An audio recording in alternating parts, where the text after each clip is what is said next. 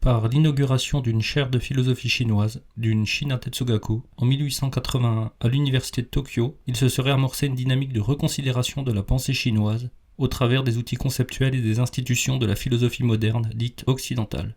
Aurait eu lieu alors une modernisation sous la forme d'une reconstruction de l'histoire de la pensée chinoise avec le label philosophique. Tout d'abord, cette dynamique se serait opérée avec l'idéalisme allemand, mais ensuite avec le pragmatisme américain. De nombreuses questions se posent sur les effets néfastes qui ne manquent pas d'affecter la signification et les structures symboliques de la pensée chinoise, ainsi investie de critères qui lui seraient hétérogènes. La sinologue Karine Defort, dans un article de 2005, « Existe-t-il une philosophie chinoise ?», énonce clairement les dégâts que peuvent occasionner cette mise en relation de deux fonds de pensée supposément séparés.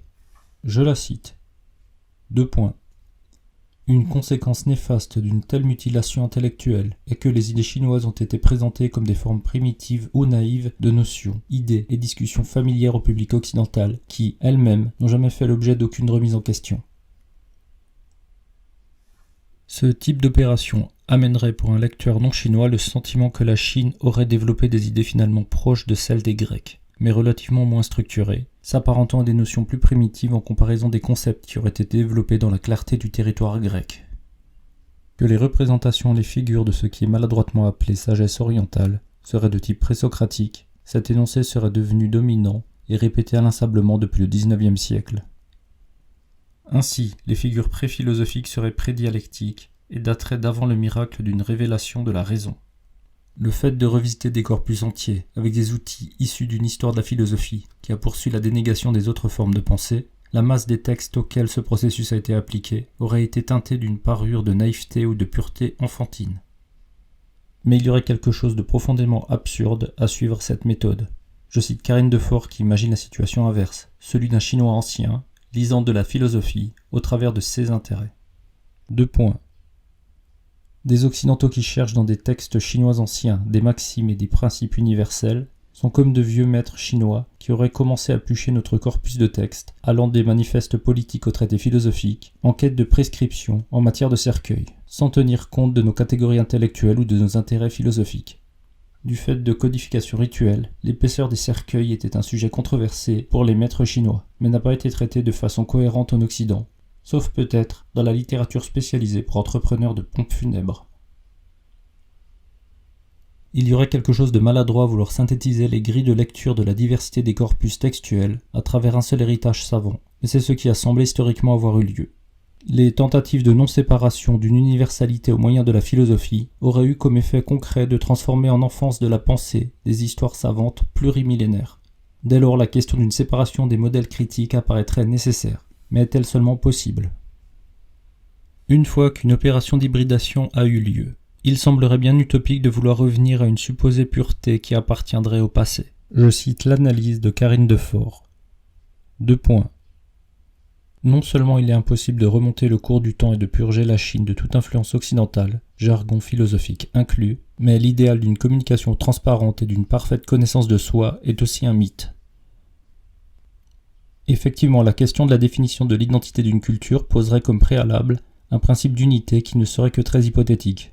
En définissant une identité au travers d'un corpus de textes qui serait chinois ou qui serait occidental, la délimitation de ce territoire nécessiterait une opération de détermination d'idéaux spécifiques, ce qui me semble très ambigu.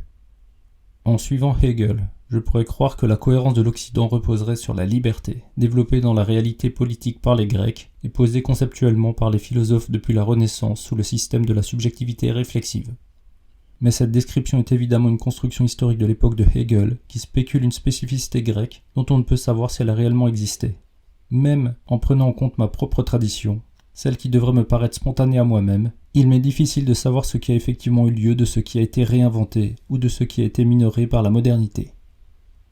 Et comme le souligne Karine Defort, le corpus de textes de la philosophie ne serait pas aussi clairement délimité que l'on pourrait le supposer. Il resterait quelque chose comme un ensemble à réinterroger. Je la cite.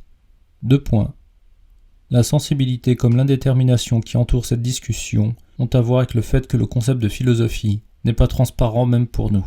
Chaque philosophe a bien sa vision personnelle et ses doutes à ce sujet. Le désaccord et le doute dominant n'empêchent cependant pas nos institutions de continuer à fonctionner sur une notion implicite, opaque mais très résistante, de la philosophie, selon laquelle la Bible, Proust et Kundera ne font en général pas partie du curriculum de philosophie, pas plus que les penseurs non occidentaux, surtout s'ils viennent d'un passé lointain. Mais les délires littéraires de Nietzsche et les réflexions décousues du dernier Wittgenstein sont généralement enseignés comme philosophie, alors qu'ils présentent des ressemblances frappantes, respectivement, avec les fictions provocatrices de Xuanzi et les propos aphoristiques de Confucius. La délimitation de la notion de philosophie me semblerait relever d'une question identitaire, peut-être même qu'une tentative définitionnelle ne serait au fond rien d'autre qu'idéologique.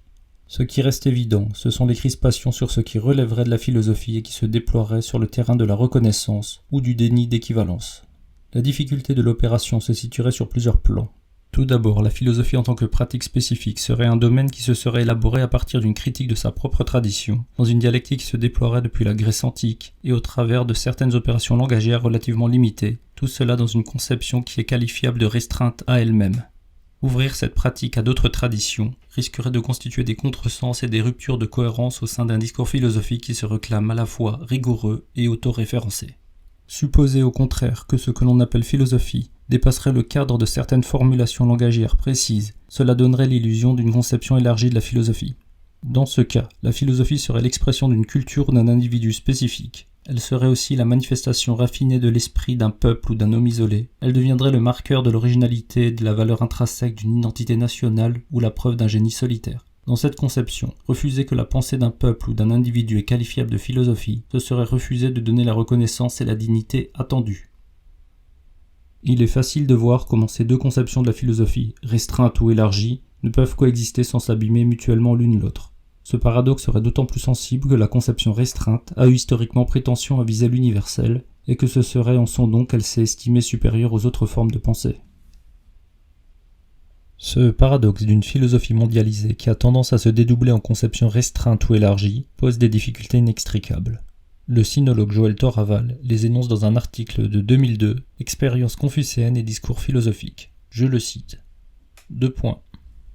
On ne saurait en effet articuler une conception restrictive de la philosophie en Occident et une conception élargie en Chine, sous peine de distorsions considérables, renforçant le mythe de l'occidental rationaliste, opposé à l'oriental moraliste ou mystique. Mais le résultat probable d'une telle libéralité interprétative est de conduire à une comparaison de la pensée occidentale et de la pensée chinoise, où toute spécificité proprement philosophique court le danger d'être dissoute. Y a-t-il un moyen d'éviter cette dissolution de la philosophie, dont un des symptômes serait l'opposition caricaturale entre Orient et Occident? Joël Thor-Aval propose une solution relativement simple. Je la cite.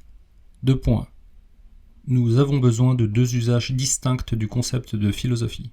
Il ne me semble pas qu'on puisse, dans ce débat, faire l'économie de deux utilisations différentes du concept de philosophie. Nous avons besoin d'un concept élargi de la philosophie pour des raisons aussi bien politiques que proprement intellectuelles. Ce concept élargi est d'abord la condition d'une politique de la reconnaissance. Puis, je cite, 2 points. Il reste qu'à cette conception élargie, il faut également opposer une acception plus restreinte du concept de philosophie. Celui-ci renvoie à un discours spécifique apparu en Europe, caractérisé à la fois par la technicité de sa démarche et par l'historicité du questionnement qui est le sien dans son rapport critique à la tradition philosophique occidentale. Il y aurait comme solution quelque chose de l'affirmation de la positivité d'une séparation des critiques, une philosophie restreinte et une philosophie élargie. Ce serait un moyen d'éviter les affrontements identitaires ou la dissolution des formes de pensée. Avec cette réflexion sur une double notion de la philosophie, une restreinte et une élargie, en la comparant au domaine que je fréquente, celui de l'art, il me semble que pourrait surgir beaucoup de correspondances. Tout d'abord, tout comme le concept de philosophie traduit par Tetsugaku, le concept d'art a été importé au XIXe siècle sous le néologisme de Bijutsu. Dans les deux cas, il n'y avait pas de notion équivalente préalable. De plus, tout comme la philosophie, il me semble y avoir un paradoxe mondialisé entre deux définitions de ce que serait l'art, l'une restreinte et l'autre élargie. La première définition restreinte s'auto-référerait à l'histoire de la construction du concept d'art comme idée autonome. Cette notion serait advenue au travers d'un processus qui a été constitué par une histoire spécifique et se déroulant originairement sur le territoire européen. Par exemple, je pourrais évoquer les modèles de discours portant sur la finalité d'œuvre au travers de certains énoncés naviguant entre Pline l'Ancien, Vasari, Winckelmann et jusqu'à nous. Cela aurait permis d'élaborer des infrastructures qui se référenceraient les unes vis-à-vis des autres, qui se nomment musées ou encore académies. Dans cette conception, l'art au Japon serait lié à l'importation d'une histoire spécifique avec des notions complexes et précisément délimitées, produisant une hybridation sur le territoire japonais en recatégorisant les anciennes formes avec les cadres nouveaux. La seconde définition possible serait celle de la conception élargie de l'art. Elle postulerait l'art comme expression de l'originalité d'un peuple. Cette conception recouperait tous les arts, ceux savants appartenant à la première catégorie, mais aussi ceux qui sont plus spontanés aux pratiques culturelles, les arts populaires, les arts folkloriques, les arts amateurs, les arts industriels, ou encore ceux des masses médias. Dans la seconde conception, qui serait de ce que je peux apercevoir, celle qui m'apparaît grandement dominante au Japon, l'art ferait partie d'un processus de demande de reconnaissance d'une spécificité identitaire. En cela, elle s'opposerait à la première définition de l'art qui serait autoréflexive et se serait déployée historiquement en Europe. Cette conception élargie pourrait énoncer quelque chose comme « L'histoire de l'art autochtone au Japon est équivalente en prestige mais différente de l'histoire de l'art autochtone en Europe. » Tout comme en philosophie, le paradoxe d'une double définition de l'art est puissant. La conception restreinte de l'art, comme étant liée à une histoire européenne, serait plutôt celle qui se réclamerait d'une universalité, alors que la conception élargie serait celle qui se réclamerait d'un relativisme propre à chaque culture, dont la dignité propre se nommerait art. Il me semble que dans le domaine artistique aussi, la solution pourrait être de séparer deux définitions de l'art pour éviter des conflits entre deux conceptions ne se dialectisant pas. Tout en gardant à l'esprit les possibles analogies avec le domaine de l'art au Japon, je reviens à la question de la philosophie en Chine. Cette séparation de deux conceptions de la philosophie, une restreinte et l'autre élargie, n'empêche pas des hybridations entre elles. Il serait tout à fait possible de questionner un phénomène que l'on pourrait appeler culturel ou de sagesse populaire en utilisant les outils conceptuels issus de la réflexivité philosophique. Il serait tout à fait possible aussi d'utiliser des schémas non philosophiques, des figures comme les nomme Deleuze et Guattari, pour inventer de nouveaux concepts s'insérant dans le domaine de la philosophie, tels des aphorismes ou autres formules limitrophes. Ainsi, Jorel Toraval parle des effets discursifs du concept de Tetsugaku, c'est-à-dire de l'importation de la philosophie en Asie. Je le cite. Ce discours nouveau a donné à la tâche d'une fusion sélective des enseignements européens et chinois, peut apparaître comme un enrichissement remarquable de la pensée philosophique. En quoi, en effet, devrait-on refuser une hybridité créatrice, si ce n'est au nom d'une pureté philosophique fort suspecte? Néanmoins, cette hybridation a concrètement eu des effets négatifs dans le cas chinois. Je le cite encore. Cette difficulté est le produit d'une situation historique précise. Le XXe siècle a vu la destruction dramatique des cadres anthropologiques et institutionnels qui avaient rendu possible la puissance de la pensée et de l'action confucéenne. Ce qui a disparu, ce sont les conditions matérielles et symboliques de cette pensée, qu'il s'agisse des pratiques rituelles ou des pratiques corporelles. Ce qu'on appelle aujourd'hui philosophie confucéenne est le produit d'un effort dramatique de préserver dans un langage nouveau des enseignements précieux, mais désormais amputés de leurs conditions de possibilité. En plus de la disparition de certaines pratiques, l'utilisation de la notion de philosophie comme vecteur de reconnaissance identitaire met en place un dogmatisme dangereux. Je cite encore. Il fait courir aux penseurs le risque d'une identification imaginaire à une tradition culturelle particulière dont il se fait le porte-parole et l'interprète autorisé. La réflexion philosophique s'effectue sur le fond d'une piété filiale envers un héritage ancestral qui vient parfois renforcer des préoccupations modernes de type identitaire, particularisme, sentiment national, etc., etc.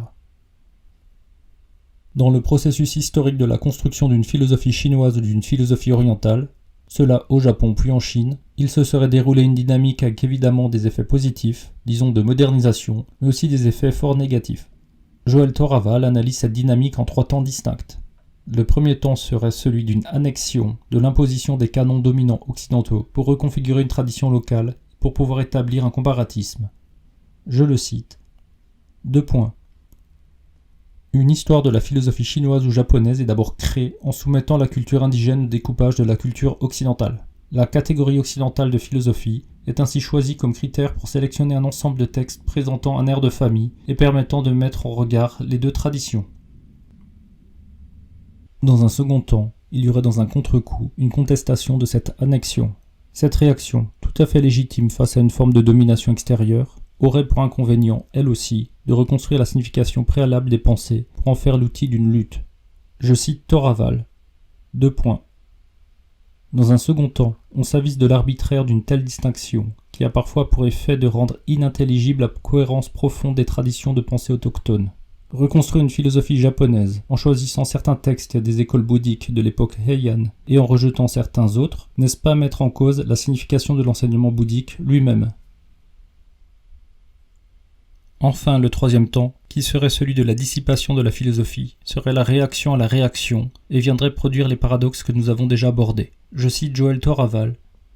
2 points. Le troisième temps est le produit d'une contestation du camp occidental. On ne peut opposer une conception restrictive de la philosophie ici et une conception extensive là-bas, sans courir le risque de créer artificiellement une confrontation entre un Occident obstinément rationaliste et un Orient partagé entre un souci utilitaire et une vocation mystique. Je cite enfin. 2 points. Mais le résultat de cette opération n'échappera à personne. Ce n'est plus de philosophie mais de pensée ou de culture occidentale et orientale qu'il s'agit désormais. On n'a pas procédé à un enrichissement de la philosophie, on a mis en scène le spectacle de sa pure et simple dissipation. Dans un enregistrement radio de France Culture en 2015, Joël Thoraval décrit une occurrence récente de cette dynamique de redéfinition et de contre-réaction à la philosophie d'héritage européenne. Il s'agit de Mo Zongzhan qui tente de qualifier le confucianisme à travers une lecture de Kant. Dans ce cas, il s'agirait d'utiliser l'idéalisme ou la morale kantienne pour revaloriser le confucianisme. Mais celui-ci ne coïncide évidemment pas à l'auteur allemand. Il y aurait chez Kant une manifestation en langage philosophique de ce que serait en pratique Confucius ou l'esprit chinois. Cela en essentialisant les différences que produit la comparaison des textes. Voici un extrait d'une traduction d'un texte de 1992 dans lequel Mo Zongzhan évoque les questions portant sur la traduction du concept d'idéalisme depuis l'Occident. Je cite. 2 points. En Occident, quand on utilise la notion d'idée, on la considère objectivement dans ses rapports avec la conscience, c'est-à-dire avec la conscience-connaissance.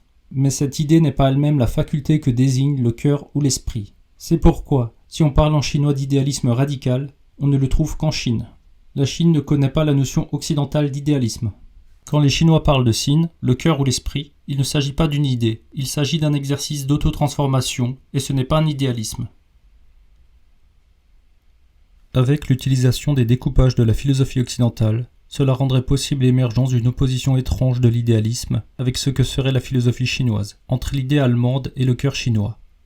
Il en résiderait l'impossibilité au final de savoir ce qui serait réellement commun et ce qui serait réellement différent aux deux modes de pensée. Avec ce type de comparatisme, il n'y aurait pas de possibilité de dialectiser, de synthétiser un rapprochement des pensées sans qu'apparaisse soit une dissipation, soit une crispation.